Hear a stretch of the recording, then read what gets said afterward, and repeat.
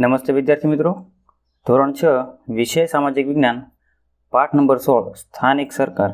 તો આ પાઠના સ્વાધ્યાયના પ્રશ્નોના જવાબો, તેને યાદ રાખવાની જાદુઈ રીતો તથા ઓનલાઈન ટેસ્ટ વિશે આપણે આજે વાત કરીશું. તો શરૂ કરીએ. તો શરૂ કરતાં પહેલાં આપણે 3 ચિત્ર અહીંયા ડિસ્પ્લે ઉપર આવશે. એ 3 જોવાના છે અને એને સમજીને ત્યારબાદ જો આપણે સ્વાધ્યાય જોઈશું તો એમાં સરળતા રહેશે. તો સર્વપ્રથમ પહેલું ચિત્ર છે સરકારનું વિકાસ માળખું.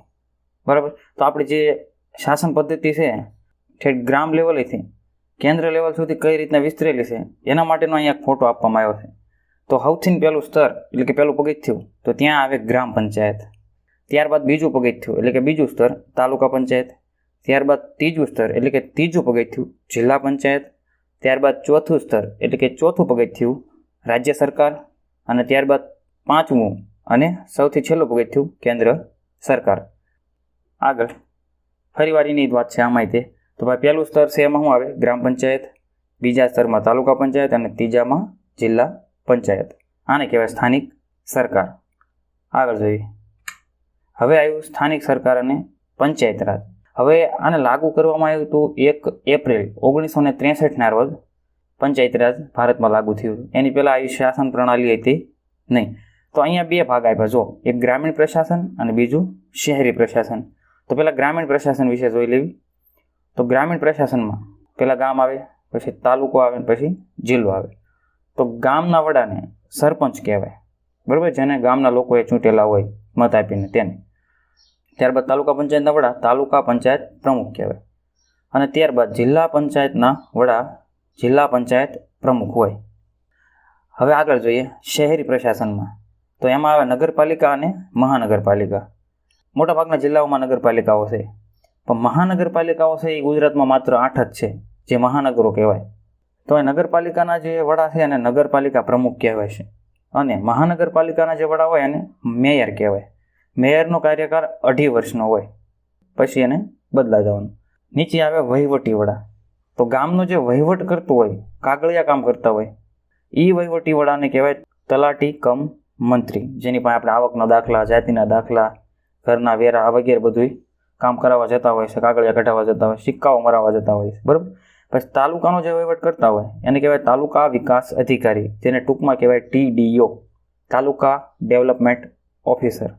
અને ત્યારબાદ જિલ્લાના જે વહીવટી વડા છે તેને કહેવાય જિલ્લા વિકાસ અધિકારી, એટલે કે ડિસ્ટ્રિક્ટ ડેવલપમેન્ટ ઓફિસર, એટલે કે DDO.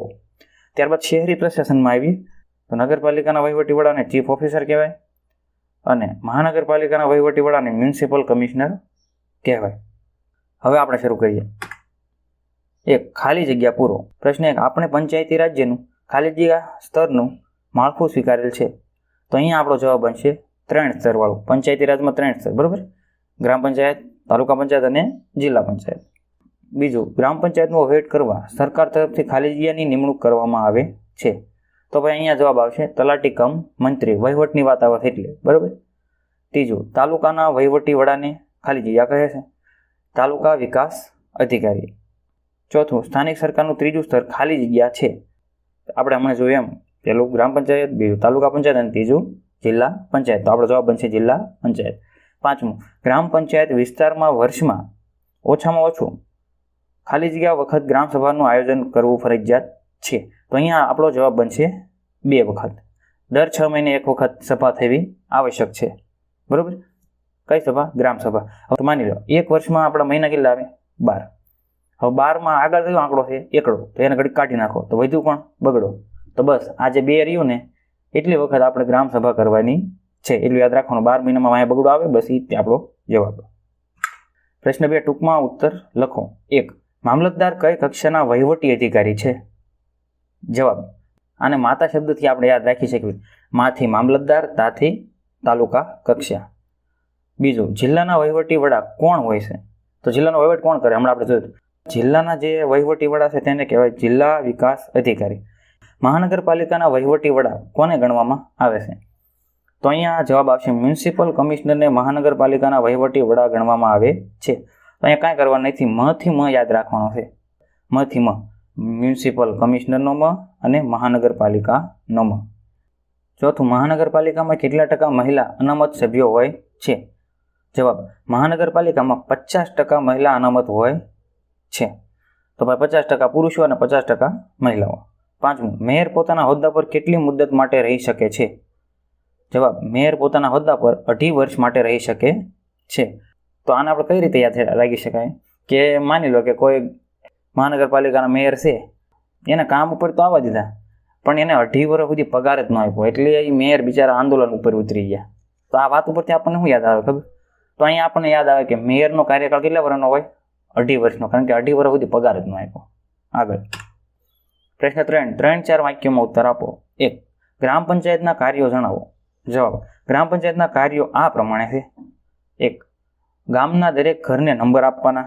બરોબર, આપણે બધા ઘર હોય એને નંબર આપેલા હોય છે. બીજું, ઘર વપરાશ અને પીવાના પાણીની વ્યવસ્થા કરવાની. ત્રીજું, ગામમાં જાહેર રસ્તાઓ બનાવવા. બરોબર, પાણીની વ્યવસ્થા કરવી, જાહેર રસ્તાઓ બનાવવા. ગામના રસ્તાઓની સફાઈ તેમજ ગંદા પાણીના નિકાલની વ્યવસ્થા કરવી. તો ભાઈ ગામમાં સફાઈ રહે એ કામ પણ પંચાયતનું છે, એને ધ્યાન રાખવાનું હોય.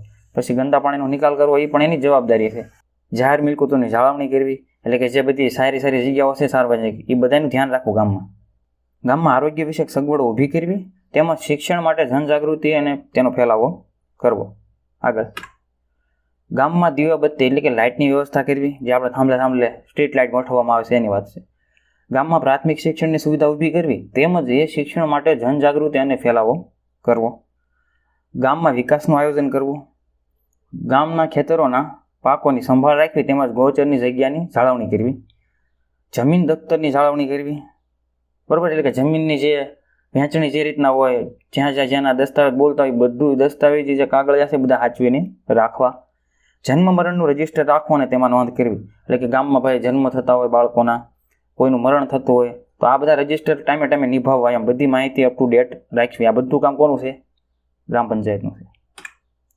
બીજું, સ્થાનિક સરકાર એટલે શું સમજાવો. જવાબ, પંચાયતી રાજમાં સ્થાનિક સરકાર. તો પહેલું, ગ્રામીણ પ્રશાસન, એમાં આવે ગ્રામ પંચાયત, તાલુકા પંચાયત અને જિલ્લા પંચાયત. બીજું, શહેરી પ્રશાસન, તો એમાં આવે નગરપાલિકા અને મહાનગરપાલિકા, જે આખું આપણે કોઠા દ્વારા સમજ્યા. સ્થાનિક કક્ષાએ લોકો મત દ્વારા પોતાના પ્રતિનિધિઓ ચૂંટે છે. એ પ્રતિનિધિઓએ તે સંસ્થાનો વહીવટ કરે છે, તેને સ્થાનિક સ્વરાજ્ય કહેવામાં આવે છે. આ પ્રકારની સંસ્થાઓ સ્થાનિક સ્વરાજ્યની સંસ્થાઓ કહેવાય છે. ગ્રામ પંચાયત, તાલુકા પંચાયત અને જિલ્લા પંચાયત એ ગ્રામીણ સ્થાનિક સ્વરાજ્યની સંસ્થાઓ છે, જ્યારે નગરપાલિકા અને મહાનગરપાલિકા એ શહેરી સ્થાનિક સ્વરાજ્યની સંસ્થા છે. ત્રીજું, તલાટી કમ મંત્રી કયા કયા કાર્યો કરે છે? જવાબ, તલાટી કમ મંત્રી આ કાર્યો કરે છે. 1, તે ગ્રામ પંચાયતનો વહીવટ કરે છે. તો આપણને સૌથી પહેલાં ખબર પડી ગઈ હમણાં કે વહીવટ કરવાનું કામ કોનું છે? તલાટી કમ મંત્રીનું. પણ કઈ જગ્યાનું? ગ્રામ પંચાયતનું. તે કરવેરાની વસૂલાત કરે છે, એ વાત પણ આપણે આગળ થઈ ગઈ. તે ગ્રામ પંચાયતના અહેવાલ, પત્રકો અને અંદાજપત્ર તૈયાર કરી તેના હિસાબો રાખવાનું કાર્ય કરે છે. બધી જાતના પત્રકો ભરવાનું અને એને અપ ટુ ડેટ રાખવાનું કામ કોનું છે ભાઈ? તલાટી કમ મંત્રીનું. તે ગ્રામ પંચાયતના દરેક કામ કરે છે. ચોથું, ટૂંક નોંધ લખો. મહાનગરપાલિકાના કાર્યો વિગતે લખો. જવાબ, મહાનગરપાલિકાના મુખ્ય કાર્યો નીચે પ્રમાણે છે.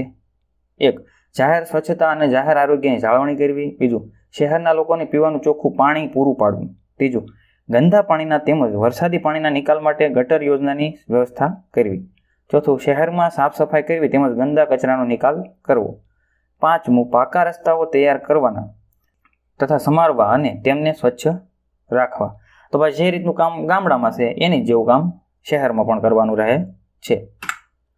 શહેરના રસ્તાઓ પર દીવાબત્તી એટલે કે સ્ટ્રીટ લાઇટની વ્યવસ્થા કરવી. પ્રાથમિક શિક્ષણનો પ્રબંધ કરવો એટલે વ્યવસ્થા કરવી. આગ બુઝાવવા માટેનું તંત્ર એટલે કે ફાયર બ્રિગેડ ઊભું કરવું. જન્મ મરણ તેમજ લગ્નની નોંધ રાખવી. ખાદ્ય સામગ્રીમાં થતી ભેળસેળ અટકાવવી. જાહેર દવાખાના, પુસ્તકાલયો, ક્રીડાંગણ, બાગ બગીચા વગેરે બાંધવા તેમજ તેનું સંચાલન કરવું. બીજું, સામાજિક ન્યાય સમિતિ. જવાબ, ત્રણેય પંચાયતોના સમાજના નબળા વર્ગોને શિક્ષણ, સ્વાસ્થ્ય તેમજ સામાજિક અને આર્થિક સગવડો મળે એવી યોજનાઓ બનાવવા અને તેનો અમલ કરવા ગ્રામ પંચાયત, તાલુકા પંચાયત અને જિલ્લા પંચાયત કક્ષાએ સામાજિક ન્યાય સમિતિની રચના કરવામાં આવે છે. આ સમિતિમાં 5 સભ્યો હોય છે. પંચાયતી રાજના ત્રણેય સ્તરોએ સામાજિક ન્યાય સમિતિની રચના ફરજિયાત છે. એક સમિતિ દરેક જગ્યાએ ફરજિયાત છે. એ કઈ છે? સામાજિક ન્યાય સમિતિ. આ સમિતિનું કાર્ય સમાજના નબળા વર્ગના લોકોને ન્યાય આપવાનું છે. ત્રીજું, પંચાયતી રાજમાં જિલ્લા કલેક્ટરની ભૂમિકા. જવાબ, 1, કલેક્ટર સમગ્ર જિલ્લાના વહીવટી વડા છે. તે જિલ્લા ન્યાયાધીશ અને જિલ્લા ચૂંટણી અધિકારી તરીકે પણ કામગીરી બજાવે છે. તે જિલ્લા સ્તરે બધા વિભાગોના કામોનું સંકલન અને સંચાલન કરે છે. તે સમગ્ર જિલ્લાના વિકાસ માટે બનેલી જિલ્લા આયોજન સમિતિના સચિવ તરીકે કામ કરે છે. તે ગ્રામ પંચાયતના સભ્યોની સંખ્યા નક્કી કરે છે. તે ગ્રામ પંચાયતની અનામત બેઠકોની ફાળવણી કરે છે. અનુસૂચિત જાતિ, અનુસૂચિત જનજાતિ, સામાજિક અને શૈક્ષણિક રીતે પછાત વર્ગના લોકો તથા મહિલાઓ માટે સરપંચનો હોદ્દો અનામત રાખવાનો નિર્ણય પણ કલેક્ટર કરે છે. ખરેખર પંચાયતી રાજમાં જિલ્લા કલેક્ટરની ભૂમિકા ખૂબ જ મહત્વની છે. તો મને આશા છે કે તમને આ વિડીયો ગમ્યો હશે, આમાં ઘણું ખરું યાદ પણ રહ્યું હશે. જો તમારે ટેસ્ટ આપવાની ઈચ્છા હોય તો નીચે લિંક આપેલી છે, તમે એના પર ક્લિક કરીને ટેસ્ટ આપી શકો છો. બાકી મળીએ આગળના વિડીયોમાં. ત્યાં સુધી ભણતા રહો, ગણતા રહો, આગળ વધતા રહો. Best of luck. ધન્યવાદ.